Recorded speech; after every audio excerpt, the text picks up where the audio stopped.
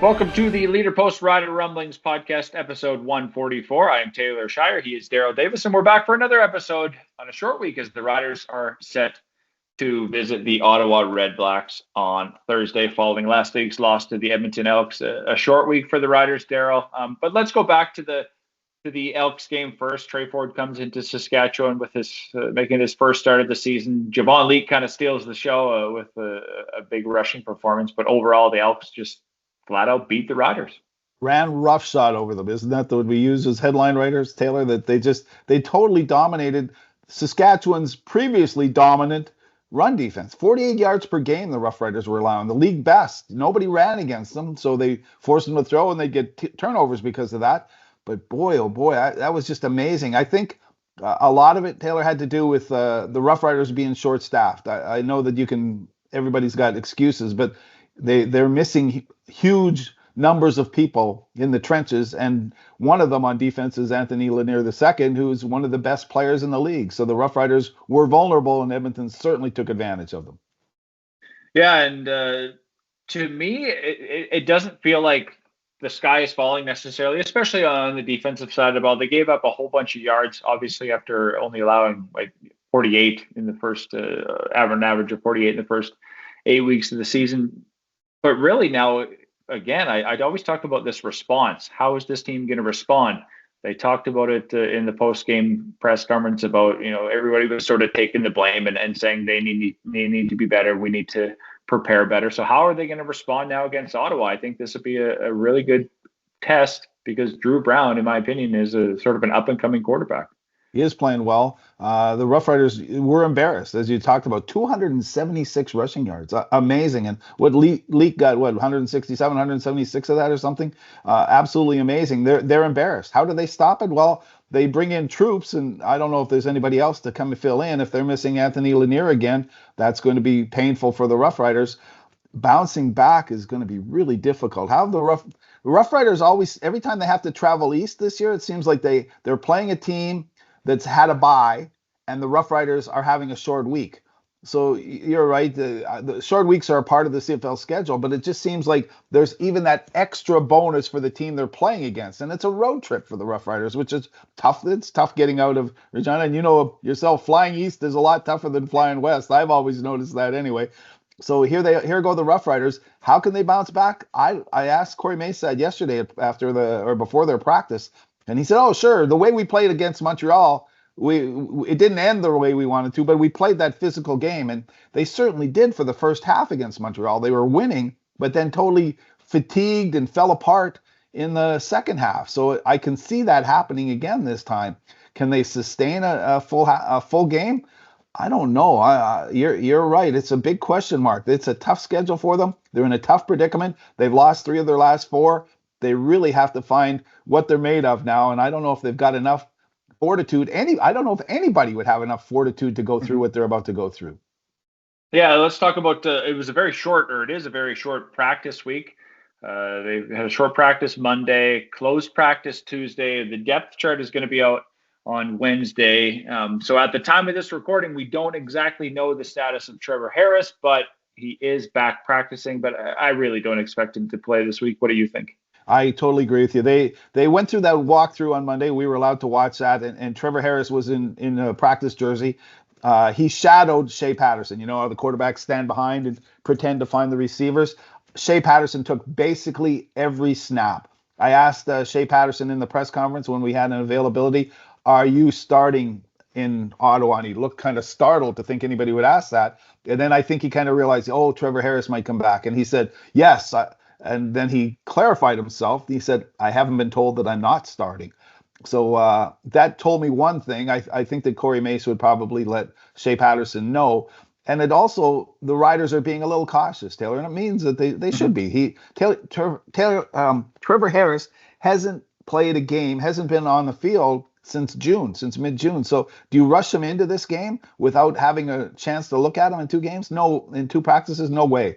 There's no way they're going to. I know that it's not official as we're saying this, but I think officially it's going to come out that Trevor Harris, he'll make the trip, but it doesn't even make sense to have him as the second stringer or the third stringer, because then they lose the financial advantage of having him on the 6-game injury list for the full 6 games. So there's no way he's playing. He'll be playing the game against Montreal back at Mosaic Stadium. Yeah, even a few weeks ago when he was we asked about his progression. Oh, he's progressing well from his injury, and sort of what's the timeline. I don't think Corey ever offered a timeline up, but to me, this Montreal game in next week was one that I looked at as a potential return. Like you said, a full 6 games on the injured list, and then not a short week. You don't want to put a guy back from, especially a quarterback, to try to get the reps in back from injury on a short week where he's got 1.5 practices and then he's got to go on the road. So to me, it was always this Montreal game. If the progression from that knee injury went well, so I think we do see Trevor Harris next week get the starting reps in practice leading up to the game against the Alouettes, which hopefully is against Cody Fajardo. I don't know if Fajardo is going to play. Yeah. We'll have to see what the Montreal injury status is on their quarterback, but I would love to see Trevor Harris and Cody Fajardo finally play against each other. Yeah, that would be a good showdown. We haven't got that matchup yet. No, you're right. It would be a good showdown. I did like how Corey Mace played the media a little bit in his press conference when we asked him, is there a possibility that Trevor Harris will play? Of course, everything's a possibility, right? There's a chance, there's always a chance, but he says, I'd say the chance is 50-50. And all he's doing there is making Ottawa think, well, maybe we should just spend a little bit of our preparation time looking at Trevor Harris and see if we should be ready if he's different from Shea Patterson. That's the game coaches play all the time, and it's fine. It's part of the deal. And you know what? To be honest, it's not 100% sure that Trevor Harris isn't going to be on the roster, but I would say it's like 99% sure. Yeah, and when I think about how Shea Patterson has played over this extended stretch, they haven't had to rush Trevor Harris back because Patterson has played well. He hasn't lost them games. He hasn't stole the show and won them games.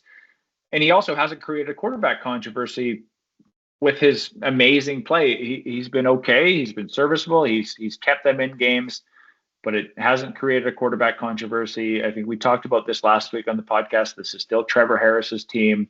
Although I have argued a little bit that they need to maybe develop Patterson a little bit more and think about the future. Trevor gives them the best chance to win this year. When he's healthy, when he's fully available to come back, it will be his team. Although your thoughts maybe on how Patterson has looked on his progression, and is there something here for the quarterback of the future? Yeah, he's getting better, and this is a great experience for him.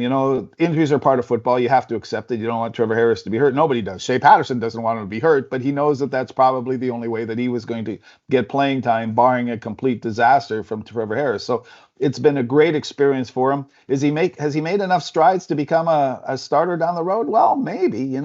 He's improved quite a bit. As you say, he hasn't won games, but the secret when you're a backup is to not lose games. And I know they're 2-3, but I don't think you can pin the losses on him, any of the losses on him. Mm-hmm. So yes, he's developed. The team has confidence in him now. I know they all want Trevor Harris back. Of course they would, but it's not a bad scenario heading forward with a veteran quarterback, the guy who might be ready to step in, who has some experience, and then rookies behind him. So it's been a good experience for Shea Patterson, and he just looks smarter. Watching Toronto, we were so high on Cameron Dukes early in the season, and he played so well as their backup quarterback. But teams have found out how to stop him a little bit. It doesn't seem like the teams have really found a surefire way of stopping Shea Patterson, of completely shutting him down, which is pretty good. So will they go back to him again? If they have to, they certainly can. And he's had that playing time to prove himself. But it is. It's the people who are trying to say, oh, you got to play Shea Patterson. No. It's Trevor Harris's team. He's going to finish, and as long as he's healthy, he's finishing the run of this season. Yeah, and like I said, Shea hasn't created that controversy. He's looked okay. I think he's looked very comfortable compared to that first start where even the relief appearance when he came in, I don't feel like he was too comfortable, and I don't think he should have been based on coming off the bench cold, replacing an injured quarterback. But to me, he's looked comfortable. He looks like he can run an offense. He's got sort of that dual threat ability. He missed a few throws in that Edmonton game that I'm sure he would obviously like back. And the receivers also need to step up. There was a couple of drops there too. Good point on that one. There were some drops, weren't there? Yeah. Anytime you have a young quarterback, you need receivers to step up and play better. They didn't get that. The offensive line, with all the injuries, I don't think is helping any quarterback, whoever's behind there. They've gone through a bunch of injuries.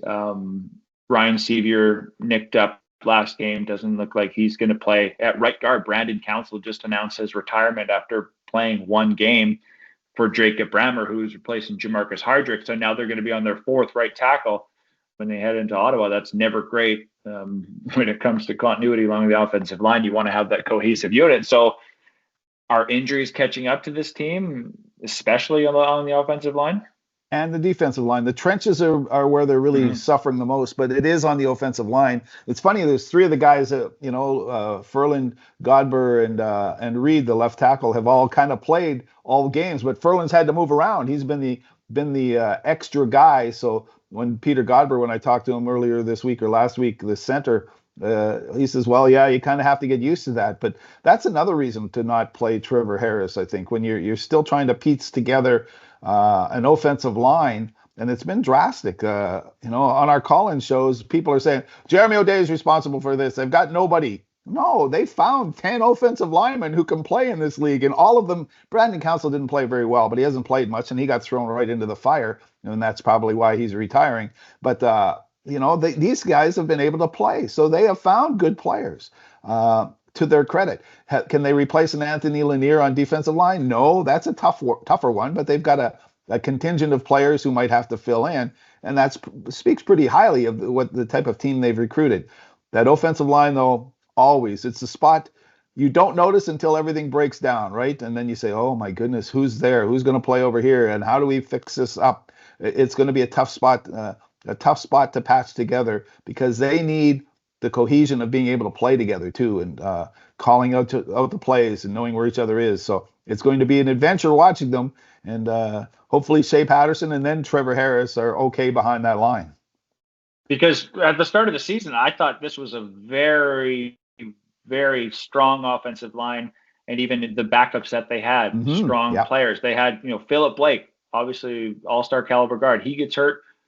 Jamarcus Hardrick, all-star, he gets hurt, and they had Ryan Sevier come in, former all-star himself, played great at left guard, in my opinion, or played okay. I don't want to say great. Played just fine. Jacob Brammer comes in at right tackle. I think he was exceptional in the games that he played. I noticed his physicality. He gets hurt at practice. So now they're down to their third string. Well, Brandon Council comes in, they sign him off the suspended list, and then all of a sudden he retires after one game, which I didn't get an exact reason why, other than not he's got a good job at Auburn. Yeah, he's got a good job, but why? I guess to see if you still have it. Yeah. He's really sore too, Taylor. I'm thinking, right? Comes in, practices for a couple of weeks, and so he's going to go back to his job. So they're on basically their fourth string right tackle, third string left guard. If you're Jeremy O'Day, I don't even know if you sure you can plan for fourth, fifth string guys, but really he had a good stable of starting players and then backups. But now, we're already past that. We're going to really see what Zach Fry is all about. He's been around for a while, and he had to play that game for Sevier last week. After Sevier was, I believe it was in the first half, he went out with that elbow injury. Zach Fry, I didn't notice him in a bad way out there, but it's going to be his first start this week at guard, and they've had him for a while now. They've been high on him, former, I believe, second-round draft pick. So, here's a chance to see one of those homegrown guys start now in the CFL that you drafted a few years ago. Yeah, and they even had to play defensive tackle Micah Johnson at left tackle after Trevor Reed went down. Trevor Reed seems to be okay. He was okay at practice, the practice we were allowed to watch. So that might not be worrisome. And we were joking about moving Micah Johnson over to the offensive line. He's too powerful on the inside of the defensive line. And once again, you don't want to waste his strength. He's an older player now, so you've got to keep him fresh. I'm starting to worry. You're right. We've talked quite a bit about the offensive line and how worrisome that is. The receivers dropping balls, right? Sean Bain Jr. Dropping a ball. Sam Emelis just hasn't been the same Samuel Emelis as last year.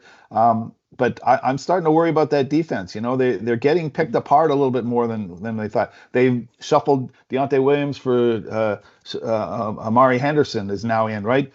What's the difference? I don't know who's better. You can't tell. It seems like the teams are starting to exploit these guys a little bit. Jameer Thurman was hurt at practice this week. Hopefully he's okay because he's such a great player. The Roughriders are patching things together on the offensive line, they're receiving core too a little bit, and now that defense, which has been so strong, is starting to get beaten up a little bit too. So there are some worries going into this game, Taylor.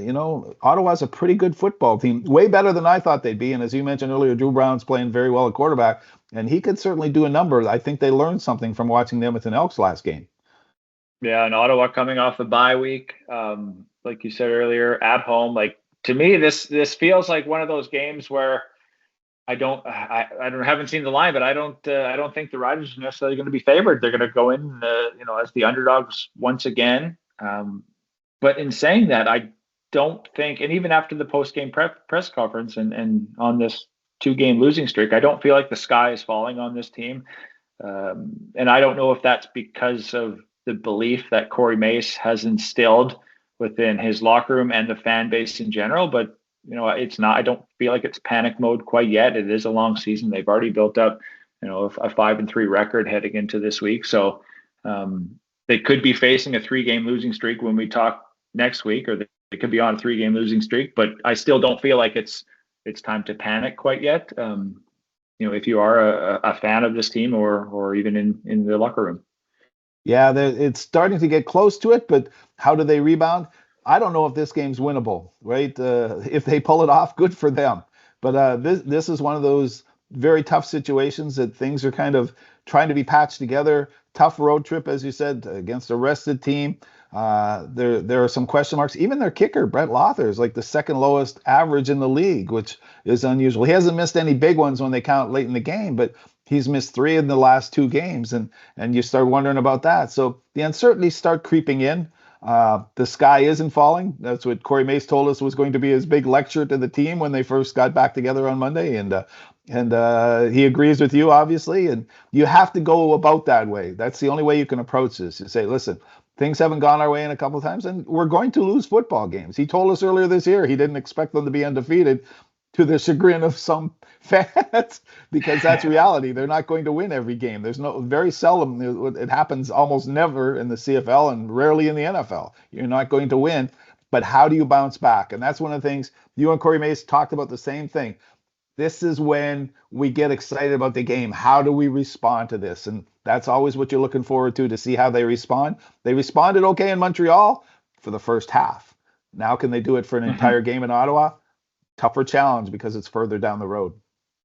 Yeah, and to me, they don't need, or any team doesn't need to win every game, but are you competitive?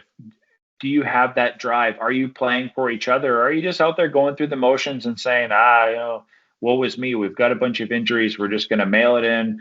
Let's get back to Saskatchewan and get ready for the Alouettes next week. So to me, competitiveness, drive, that will to win, that's what I want to see this week from the Riders in terms of that response from this 2-game losing streak. So sure, they don't have to win. It'd be nice to win.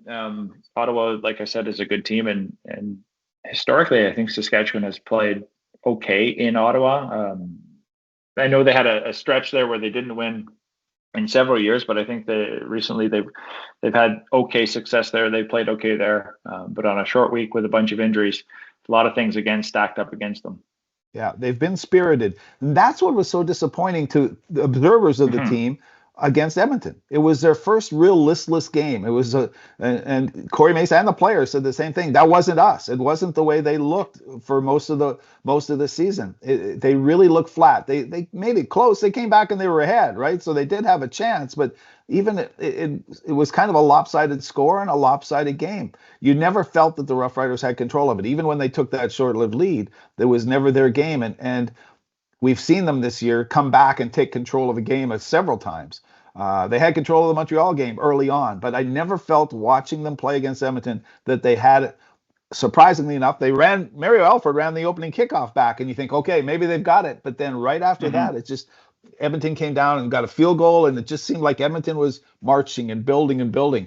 It's weird for a winless team to come in and do that to a team that had never lost at home during this season. And I wasn't expecting to see the Rough Riders just kind of be so flat. They can't be like that again. Yeah, and really, without the Alford kickoff return touchdown and without the late touchdown to Mitch Picton, it's a sort of a blowout on paper, right? When you look at it, sure, the scoreboard, like you said earlier, the scoreboard flattered the Riders, I think, 42-31, but without those 14 points, it certainly doesn't look better. So,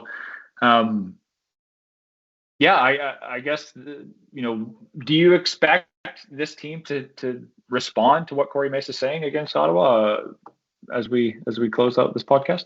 Yeah, I think they'll try, but I don't know if they've got the manpower right now because they're short-staffed, and I don't think they have that leads to not having the strength to do it. I think they'll play their guts out because that's usually how they do, and that's why it was surprising against Edmonton they didn't. So they'll play their guts out again, but do they have enough strength right now? I don't think so. I think Ottawa's well rested and ready for them to come in and be like sacrificial lambs. Well, we'll have to chat about it next week. Who knows what kind of surprises will be in store for the Riders this week. Darrell, thanks again for chatting with us this week, and we look forward to talking again next week. Absolutely. See you soon.